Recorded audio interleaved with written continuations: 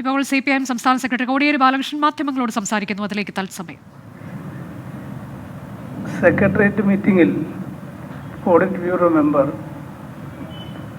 പ്രകാശ് കാരാട്ട് പങ്കെടുത്തത് CC തീരുമാനം മുഖ്യമായി ഒരു കാര്യം രേഖപ്പെടുത്തിയിട്ടുണ്ട്. അത് എന്ത് വില കൊടുത്തും കേരള ഗവൺമെൻറ്റിനെ സംരക്ഷിക്കണം. അത് ഇന്ത്യയിലെ പാർട്ടി മെമ്പർമാരോടാകെ കേന്ദ്ര കമ്മിറ്റി ആഹ്വാനം ചെയ്തിട്ടുണ്ട്. ഇതിന് കാരണം കേരളത്തിലുള്ള LDF ഗവൺമെൻറ്റിനെ അട്ടിമറിക്കാൻ ബോധപൂർവമായ നീക്കം ആരംഭിച്ചിരിക്കുകയാണ്.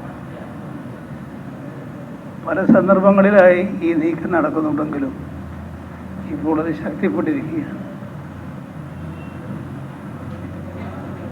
ഇന്ത്യയിലുള്ള ഒരേ ഒരു LDF ഗവൺമെൻറ് ഇന്ന് കേരളത്തിലാണ്. കേരളത്തിലെ ഗവൺമെൻറ് ഇന്ത്യയിലെമ്പാടുമുള്ള തൊഴിലാളി വർഗത്തിൻ്റെ പ്രതീക്ഷയാണ്. രാജ്യത്താകെ കോർപ്പറേറ്റുകൾക്കെതിരായി സമരങ്ങളും പ്രക്ഷോഭങ്ങളും സംഘടിപ്പിക്കുന്ന ഒരു ഗവൺമെൻറ്റാണ്, ഒരു മുന്നണിയുമാണ്. ഈ സാഹചര്യത്തിൽ ഒരു ബദൽ BJPക്കും മുന്നോട്ട് വെക്കുന്ന, കോൺഗ്രസിനുമെതിരായി മുന്നോട്ട് വെക്കുന്ന ഈ ഗവൺമെൻറ്റിനെ അട്ടിമറിക്കുക എന്നുള്ളത് സ്ഥാപിത താല്പര്യക്കാരുടെ ലക്ഷ്യമാണ്. അതിൻ്റെ ഭാഗമായാണ് ഇപ്പോൾ ചില നീക്കങ്ങൾക്ക് ശക്തി പകർന്നിരിക്കുന്നത്. ഇപ്പോൾ സംസ്ഥാനത്തെ ഗവൺമെൻറ്റിൻ്റെ പ്രവർത്തനങ്ങൾ പരിശോധിച്ചാൽ സംസ്ഥാന ഗവൺമെൻറ് നല്ല നിലയിൽ തന്നെ മുന്നോട്ട് പോകുന്നുണ്ട്. സർക്കാരിൻ്റെ വികസന പ്രവർത്തനങ്ങൾ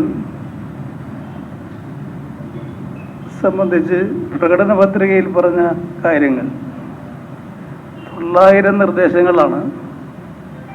758 എണ്ണം തുടക്കം കുറിക്കാൻ 1-ാം വർഷം തന്നെ കഴിഞ്ഞിട്ടുണ്ട്. 2-ാം പിണറായി സർക്കാരാണ്. കേന്ദ്ര സർക്കാർ സംസ്ഥാനത്തോട് കാണിക്കുന്ന വിവേചനം സംസ്ഥാനത്തിൻ്റെ വികസനത്തെ മുന്നോട്ട് പോകുന്നതിന് തടസ്സം സൃഷ്ടിക്കും.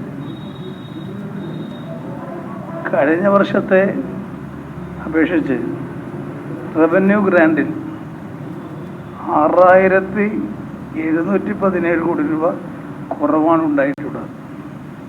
ഇത് വികസന പ്രവർത്തനത്തെ ബാധിക്കും. GST നഷ്ടപരിഹാരം നിർത്തലാക്കിയത് മൂലമുള്ള നഷ്ടം 12,000 കോടി രൂപ.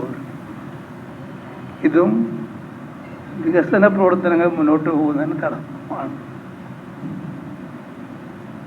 വായ്പ പരിധി കുറച്ച് ഇനത്തിൽ 3600 കോടി രൂപയും നഷ്ടപ്പെടും.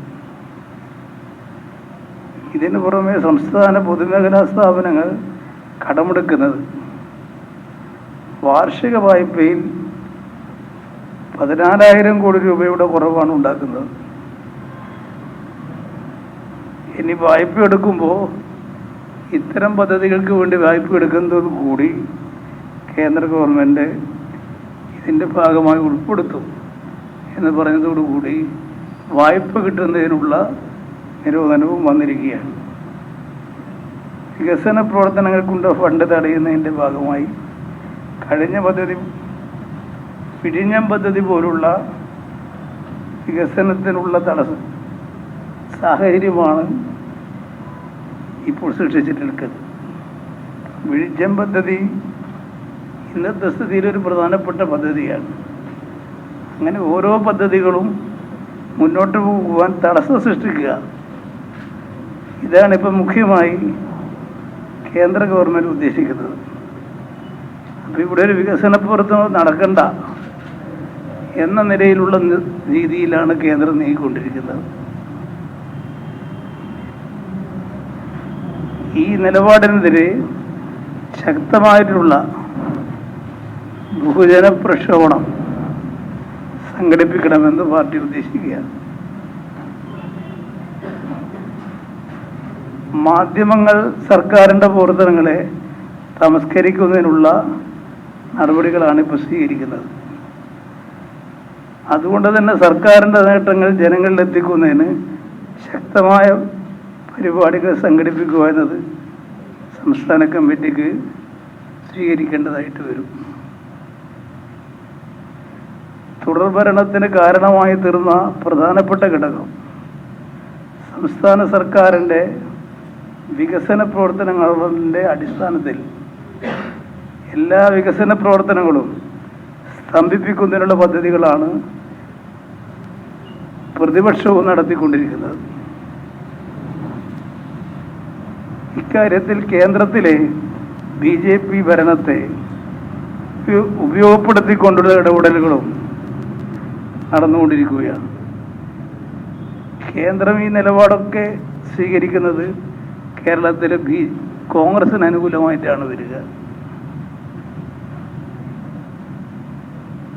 മുഖ്യമന്ത്രിക്കെതിരെ സവിശേഷമായ രീതിയിലുള്ള ആക്രമണങ്ങൾ സംഘടിപ്പിക്കുകയാണ്. കിഫ്ബി പോലുള്ള വികസന പ്രവർത്തനങ്ങളെ തകർക്കാനുള്ള ശ്രമങ്ങളാണ് നടന്നുകൊണ്ടിരിക്കുന്നത്. അതും തകർക്കപ്പെട്ടാൽ പിന്നെ വികസന പ്രവർത്തനങ്ങൾ മുന്നോട്ട് പോകാതെ ശ്വാസം മുട്ടുന്ന അവസ്ഥയുണ്ടാവും. ഇതിൻ്റെ ഭാഗമായി തോമസ് ഐസക്കിന് എതിരായിട്ടുള്ള നോട്ടീസ് അയക്കാനുള്ള EDയുടെ തീരുമാനം എന്തിനു വേണ്ടിയായിരുന്നു കൈക്കൊണ്ടത് എന്ന് വ്യക്തമാണ്. ആ നോട്ടീസ് അയച്ചതിൻ്റെ പിന്നിലും EDക്കെതിരായ നീക്കത്തിൻ്റെ പിന്നിലും കേരളത്തിലെ വികസന പദ്ധതികളിൽ പ്രധാനമായ പങ്കുവഹിക്കുന്ന കിഫ്ബിയുടെ പ്രവർത്തനം നിർത്തലാക്കുക, അതിനാരും സഹകരിക്കാതിരിക്കുന്ന നില സ്വീകരിക്കുക എന്നതാണ് കേന്ദ്രം ഉദ്ദേശിക്കുന്നതെന്നുള്ള കാര്യം വ്യക്തമായിരിക്കുകയാണ്.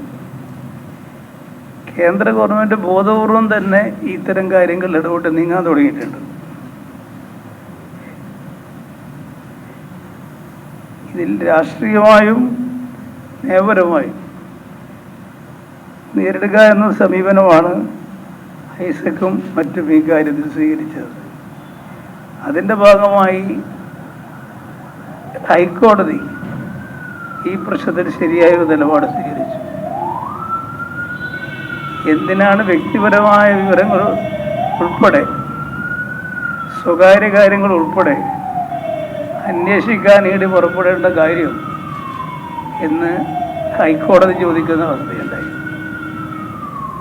ഹൈക്കോടതി വിധി EDയുടെ നീക്കങ്ങൾക്ക് എതിരിക്കുന്ന തിരിച്ചടിയാണ്. എല്ലാ സ്ഥലത്തും ED കടന്നു കയറി ഇടപെടുകയാണ്. ആരെയും എന്തു ചെയ്യാം എന്ന സ്ഥിതിയിലേക്കാണ് ED നീങ്ങിക്കൊണ്ടിരിക്കുന്നത്. സോണിയാഗാന്ധിക്കെതിരായ നീക്കം, രാഹുൽ ഗാന്ധിക്കെതിരായ നീക്കം, രാജ്യത്തിൻ്റെ നാനാഭാഗങ്ങളിൽ നിന്ന് പ്രതിപക്ഷ നേതാക്കന്മാരെ വേട്ടയാടുന്ന സ്ഥിതി. അതേ നിലയിലാണ് കേരളത്തെ ലക്ഷ്യം വെച്ചുകൊണ്ട് തോമസ് ഐസക്കെതിരായി നടത്തിയ നീക്കം. ഇത്തരം കാര്യങ്ങളെ ചോദ്യം ചെയ്യാത്ത സ്ഥിതി വന്നാൽ നിയമപരമായിട്ടുള്ള നമ്മുടെ എല്ലാം ഇത് ഉപയോഗിക്കണം. അതാണ് ഐസക്കും കൂട്ടരും ഈ പ്രശ്നത്തിൽ ശക്തമായൊരു പോരാട്ടം നടത്തി. അങ്ങനെയാണ് ഹൈക്കോടതിയിൽ ഈ കേസ് വരികയും ഇപ്പോൾ ഒരു പ്രധാനപ്പെട്ട വിധി ഹൈക്കോടതിയിൽ നിന്നുണ്ടാവുകയും ചെയ്തിരിക്കുന്നത്. ഇത്തരം കാര്യങ്ങൾ വിലയിരുത്തിക്കൊണ്ട് ഇതേ നിലപാട് തന്നെയാണ് തുടർന്നുണ്ടാകാൻ പോകുന്നത്. കഴിഞ്ഞ സർക്കാരിൻ്റെ കാലത്ത് പൂർത്തീകരിക്കാൻ പറ്റാത്ത പദ്ധതികൾ പൂർത്തീകരിക്കാൻ ശ്രദ്ധ കേന്ദ്രീകരിക്കണമെന്നാണ് സംസ്ഥാന കമ്മിറ്റി തീരുമാനിച്ചിട്ടുള്ളത്. വികസന പദ്ധതികൾക്ക് പ്രത്യേകമായ പ്രാധാന്യം കൊടുക്കണമെന്ന് തന്നെയാണ് സംസ്ഥാന കമ്മിറ്റി തീരുമാനിച്ചിട്ടുള്ളത്.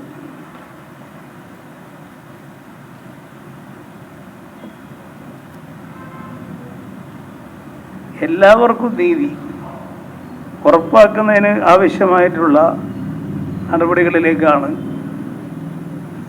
സംസ്ഥാന ഗവൺമെൻറ് ശ്രദ്ധിക്കേണ്ടത്. ഗവൺമെൻറ് എല്ലാവരുടേതുമാണ്. ഗവൺമെൻറ് ജനങ്ങൾ ആഗ്രഹിക്കുന്നത് നീതിയാണ്. അതിന് പ്രാവർത്തികമാക്കാൻ കഴിയുന്ന എല്ലാ കാര്യങ്ങളിലും സംസ്ഥാന ഗവൺമെൻറ് ശ്രദ്ധ കേന്ദ്രീകരിക്കണം.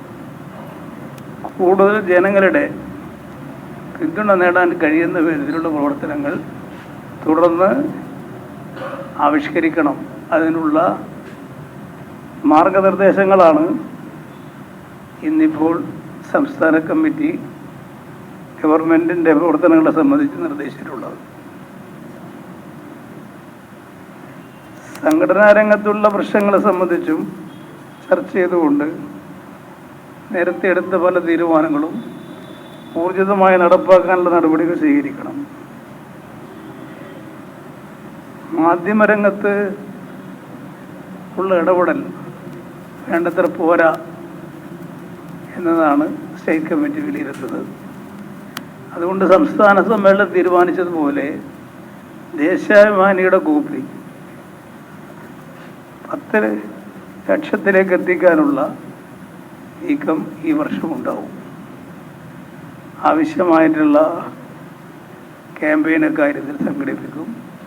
പാർട്ടി അനുഭാവികളും ബന്ധപ്പെട്ടവരും ഒരു വർഷത്തെ വാർഷിക പരിസംഘം നടക്കുക, മറ്റുള്ളവർ ദിവസവരിക്കാരായിട്ടുള്ള ആളുകളെ പരമാവധി വർദ്ധിപ്പിക്കുക. ഈ തരത്തിൽ ദേശാഭിമാനിയുടെ മുന്നോട്ടുള്ള പോക്കിന് സഹായകമായ നിലപാട് സ്വീകരിക്കണം എന്നും സംസ്ഥാന കമ്മിറ്റി തീരുമാനിച്ചിട്ടുണ്ട്.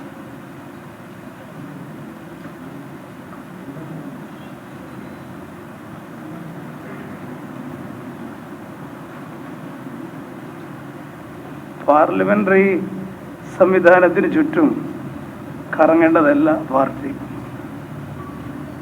പാർലമെന്റേതര പ്രവർത്തനങ്ങൾക്ക് മുൻകൈ എടുക്കണം. അതുകൊണ്ട് ഓരോ പ്രദേശത്തിൻ്റെയും പ്രാദേശിക പ്രശ്നങ്ങൾ, ജനങ്ങളെ ബാധിക്കുന്ന പ്രശ്നങ്ങൾ, അതിലിനിയുള്ള സമീപങ്ങളിൽ ശ്രദ്ധ കേന്ദ്രീകരിക്കണം. അതിന് പ്രാദേശികമായ കമ്മിറ്റികളെ അതിനു വേണ്ടി പ്രാപ്തമാക്കണം. അത്തരം പ്രവർത്തനങ്ങളിലേക്ക് അവരെ ഇടപെടുന്നതിന് വേണ്ടി സംസ്ഥാന കമ്മിറ്റിയും ജില്ലാ കമ്മിറ്റിയും ആവശ്യമായ ഇടപെടൽ സംഘടിപ്പിക്കുകയും വേണം. ആഗസ്റ്റ് 15-ന് സമുചിതമായി ആചരിക്കാൻ സംസ്ഥാന കമ്മിറ്റി തീരുമാനിച്ചിരിക്കുകയാണ്. എല്ലായിടത്തും പതാക ഉയർത്തുകയും പ്രതിജ്ഞ ചൊല്ലി ഭരണഘടനയുടെ പ്രിയാമ്പിൾ അതാ സ്ഥലത്ത് വായിക്കുകയും ചെയ്യും. വിപുലമായ ഒരു പരിപാടിയായി എല്ലാ സ്ഥലത്തും നടത്തണം. സംസ്ഥാന കമ്മിറ്റി ഓഫീസ് മുതൽ എല്ലാ ബ്രാഞ്ച് തലം വരെയുള്ള ഓഫീസുകളിൽ ദേശീയ പതാക ഉയർത്തും.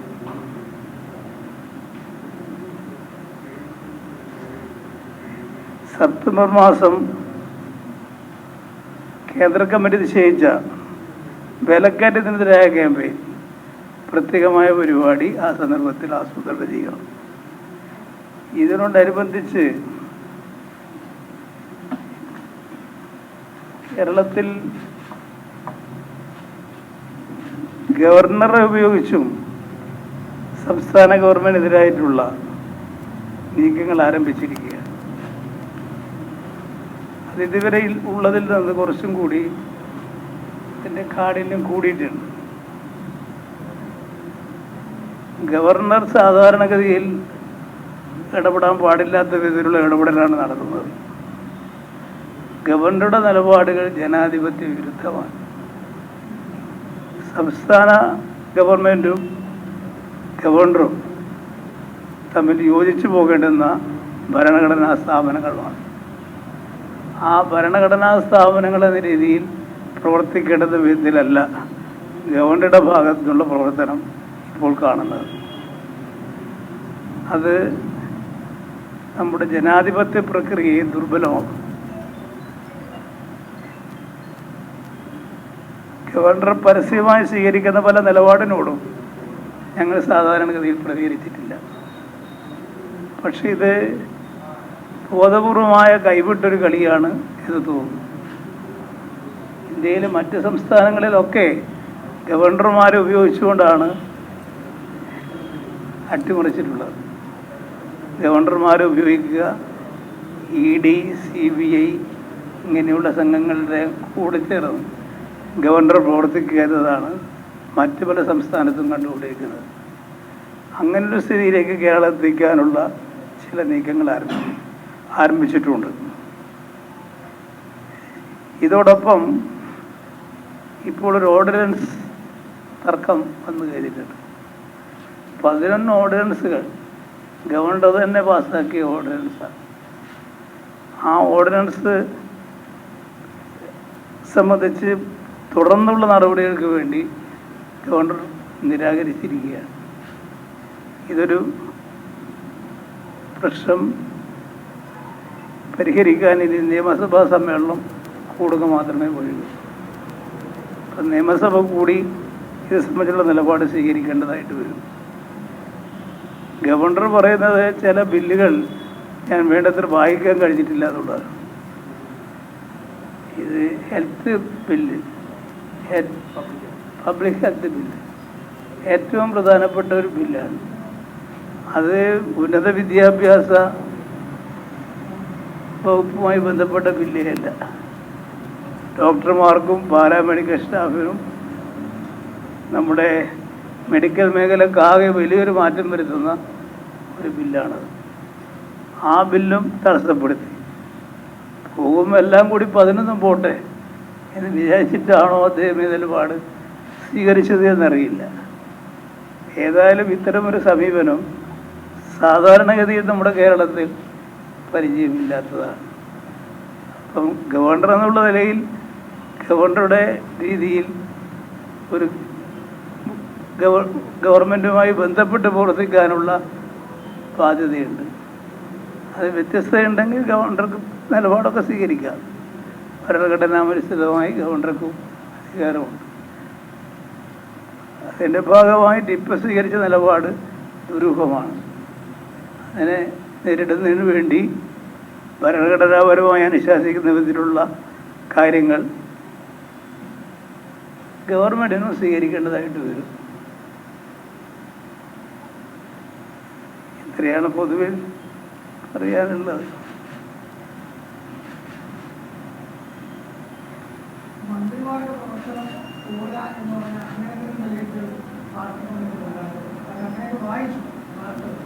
വായിച്ചോ? എവിടെ വായിച്ചു? ഒരു പത്രത്തിൽ അല്ല. ഗവർണർ മന്ത്രിമാരുടെ പ്രവർത്തനത്തിൽ ഉള്ള പോരായ്മ പാർട്ടിയല്ലേ ചർച്ച ചെയ്യുക. ഇത്തരത്തിലുള്ള കാര്യങ്ങൾ സ്വാഭാവികമായിട്ടും ഞങ്ങൾ ചർച്ച ചെയ്യാറുണ്ട്. അതിൻ്റെ ഭാഗമായിട്ട് മന്ത്രിമാരുടെ മൊത്തം പ്രവർത്തനങ്ങളാണ് ഇത്തവണ ഞങ്ങൾ പരിശോധിച്ചത്. അപ്പോൾ അതിൽ കുറച്ചും കൂടി മന്ത്രിമാർ സജീവമായിരിക്കണം. സംസ്ഥാനത്തുടനീളം ടൂർ ചെയ്യണം. കാരണം ഈ വന്ന ഉടനെ ഉണ്ടായിട്ടുള്ള കുറേ പ്രശ്നങ്ങളൊക്കെ കാരണം ആൾ ഓഫീസിലും ഇരുന്ന് കേന്ദ്രീകരിക്കുന്ന സ്ഥിതി വന്നു. പിന്നെ ഓൺലൈൻ സംവിധാനം വന്നത് കുറച്ചും കൂടി ചില പരിപാടികൾ ക്രമീകരിക്കുന്നതിന് സൗകര്യമെടുക്കുന്നത്. അതിലെല്ലാം ഒരു മാറ്റം ബന്ധപ്പെട്ടവർ വരുത്തണം എന്നുള്ള നിർദ്ദേശം കൊടുത്തിട്ടുണ്ട്.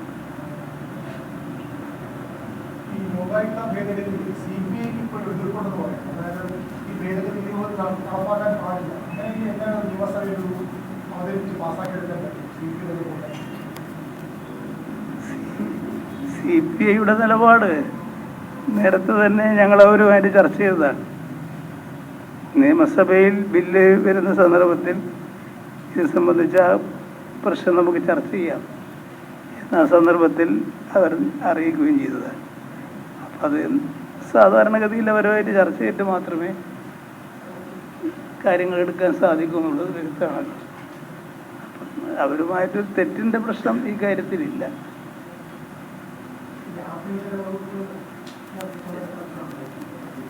ആഭ്യന്തരം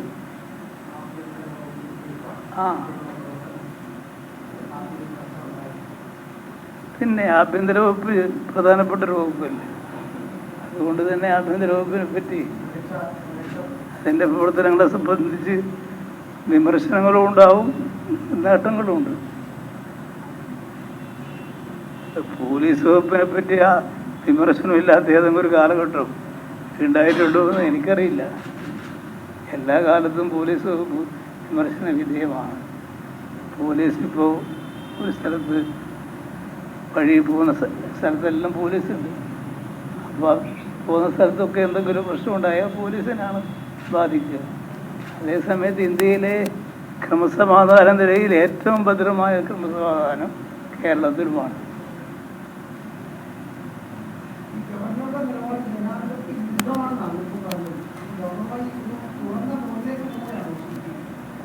ഞങ്ങളാരും ഒരു പൂരണമൊന്നുമില്ല. ഇത്ര കാലം ഞങ്ങളൊന്നും പറഞ്ഞിട്ടില്ല.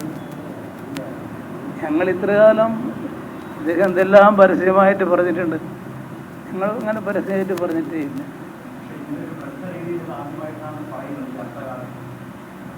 അത് ഇത്രയും കടുത്തമായ നിലയിലേക്ക് അദ്ദേഹം വന്നത് ഇപ്പോഴാണല്ലോ. ഓർഡിനൻസ് നിരാകരിച്ചതിന് വ്യക്തമായ കാരണം പറയട്ടെ.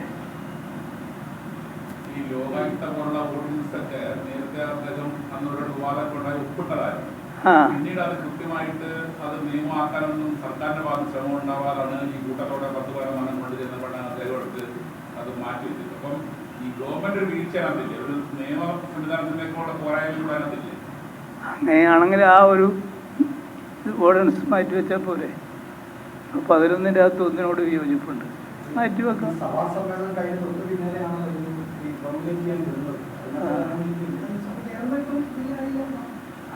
അതിൽ ഏതാണ് ചേർന്നില്ല.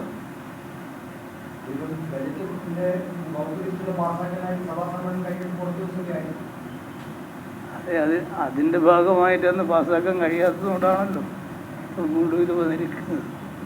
മാത്രമല്ല, ഇതുപോലുള്ള ഒരു ബില്ല്, ലോകായുക്ത കേരള പോലുള്ളൊരു ബില്ല് പ്രകാരം സുപ്രീം കോടതിക്കോ ഹൈക്കോടതിക്കോ ഇല്ലാത്തൊരു അധികാരമാണ് ഈ ഇപ്പോഴത്തെ കേരള ലോകായുക്തത്തിനുള്ളത്.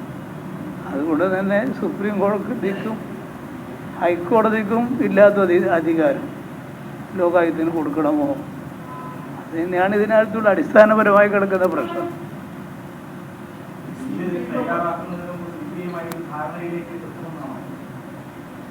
സ്വാഭാവികമായിട്ടും എല്ലാ കാര്യങ്ങളും LDF പരിശോധിക്കും.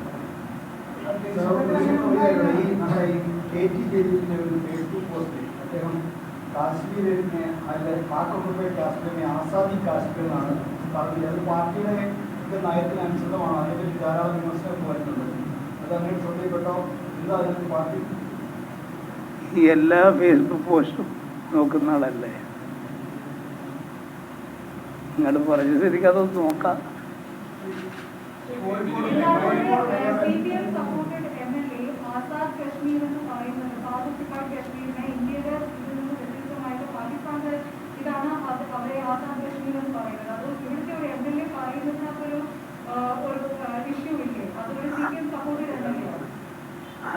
അത് കണ്ടിട്ടുണ്ടെങ്കിലല്ലേ ഇതൊക്കെ പറയാൻ പറ്റും. ഞാൻ പറഞ്ഞല്ലോ, പരിശോധിച്ചിട്ട് വേണമെങ്കിൽ അറിയിക്കാം. ഈ മന്ത്രിസഭ പൊതുസംഘടനയുണ്ടോ? അതിനൊക്കെ വലിയ കഥകളൊക്കെ പ്രചരിക്കുന്നു. അടുത്തതാണ് ഉണ്ടാവും. മന്ത്രിസഭ ഉണ്ടല്ലോ ഇവിടെ. ഒഴിവൊക്കെ നേതൃത്വമാണ്. ഞങ്ങളിപ്പോൾ ആരെയും CPM എന്ന് ഒഴിവാക്കാൻ ഉദ്ദേശിക്കുന്നില്ല.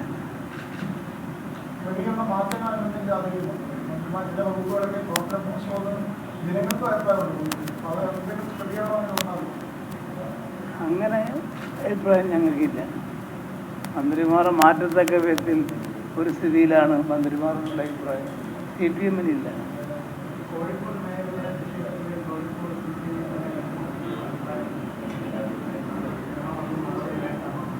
കോഴിക്കോട് മേയറെ സംബന്ധിച്ച് പാർട്ടി ജില്ലാ സെക്രട്ടറി തന്നെ പറഞ്ഞിട്ടുണ്ട് ആ നടപടി തെറ്റാണ്.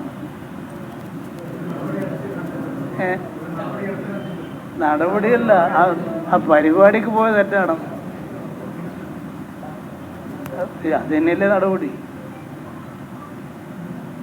ആ പരിപാടിക്ക് ബാലഗോകുലോ ഒരു പരിപാടിക്ക് പോയത് തെറ്റാണ് എന്ന് ജില്ലാ സെക്രട്ടറി, ജില്ലാ കമ്മിറ്റി വ്യക്തമായി പറഞ്ഞു കഴിഞ്ഞിട്ടുണ്ട്.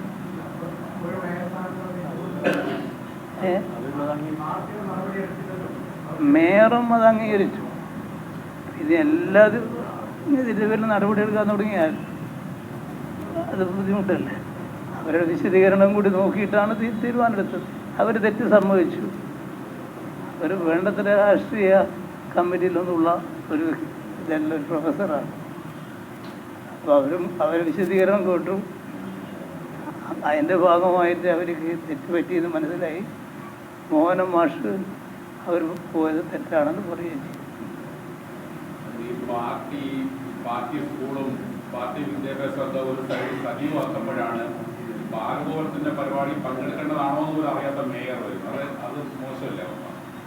ചില മേയർമാരുടെ ധാരണ നാട്ടിൽ നടക്കുന്ന എല്ലാ പരിപാടിയിലും ഞാൻ പോകണമെന്ന്. അതിൻ്റെ ഭാഗമായി സംഭവിക്കുന്നത് ആരെങ്കിലും വിളിച്ച് അപ്പാട് പോകും. പണ്ട് ഒരു സഖാവ് കൊല്ലത്ത് പോയിരുന്നു മാലയിടാൻ. ഞങ്ങൾ പിറ്റേ ദിവസം തന്നെ നടപടിയെടുത്തു. ചെയർമാൻ സ്ഥാനത്ത് മാറ്റിയിട്ടില്ല. അദ്ദേഹം ഇതിനേക്കാൾ വലിയ നേതാവായിരുന്നു. അതെ, നല്ല ക്ലാസ് എടുക്കുന്ന ആളും. അതുകൊണ്ട് ഈ മേയറെ അങ്ങനെ കുറ്റപ്പെടുത്തിയിട്ട് കാര്യമില്ല.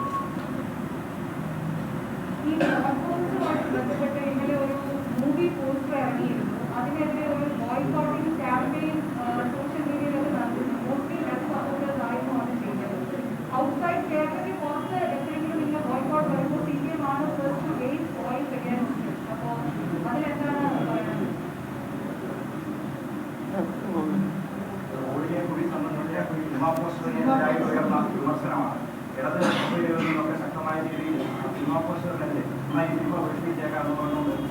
ആൾക്കാരെ സ്വാതന്ത്ര്യത്തെ കുറിച്ച് പറയുന്നത്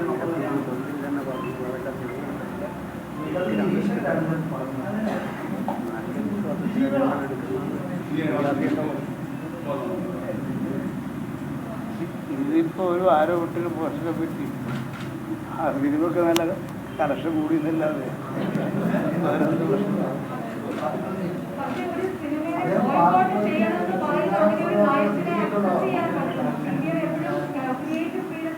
സിനിമ ബോയ്ക്കോട്ട് ചെയ്യണമെന്ന് CPM-ന്റെ അഭിപ്രായമല്ല. ഈ മാധ്യമം ഈ ഫേസ്ബുക്കിൽ എഴുതുന്നൊക്കെ CPM-ന്റെ അഭിപ്രായം എന്ന് വിചാരിക്കുകയും വേണ്ട.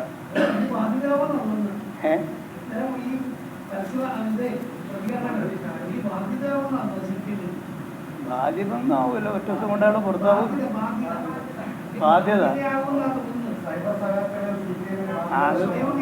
ഇതൊന്നും ഞങ്ങൾക്ക് ബാധകമാവില്ല.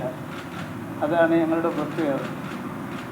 അങ്ങനെ ഒരു ബാധ്യതയായിട്ട് വരുന്ന ഒരാളുണ്ടെങ്കിൽ പിറ്റേ ദിവസം അയാൾ പാർട്ടിയിലുണ്ടാവില്ല. ജമ്മു കശ്മീർ താഴ്വരയും ലഡാക്കും അടങ്ങിയ ഭാഗങ്ങളൊക്കെ ഇന്ത്യൻ അത് ഞാൻ പറഞ്ഞു. ഇന്ത്യ ഓക്യുപ്പൈഡ് ആണെന്നാ പറഞ്ഞത്. എല്ലാം നിങ്ങളത് വായിച്ചു, ഞാനും കൂടി ഒന്ന് വായിക്കട്ടെ.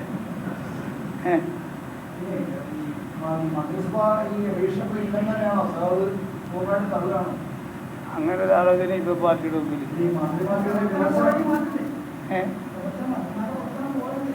അതൊക്കെ അവർ ഉഷാറാവൂലേ. വിമർശനമല്ലേ ആളെ ശക്തി കൂട്ടുന്നത്. അത് അവരോട് പറഞ്ഞിട്ടുണ്ട്. നിങ്ങൾ വരുത്തേണ്ട മാറ്റം ഇതൊക്കെയാണെന്ന് വ്യക്തിപരമായിട്ട് തന്നെ അവരോട് പറയുകയും ചെയ്യും. സംസ്ഥാന സമിതികൾ ഫേസ്ബുക്ക് പോസ്റ്റ് എല്ലാവരോടെ പോകാൻ സഹായിക്കുന്നുണ്ട്. അത് പാർട്ടി നയത്തിന് ചേർന്നാണ്. അത് അദ്ദേഹം തന്നെ പിൻവലിച്ചല്ലോ.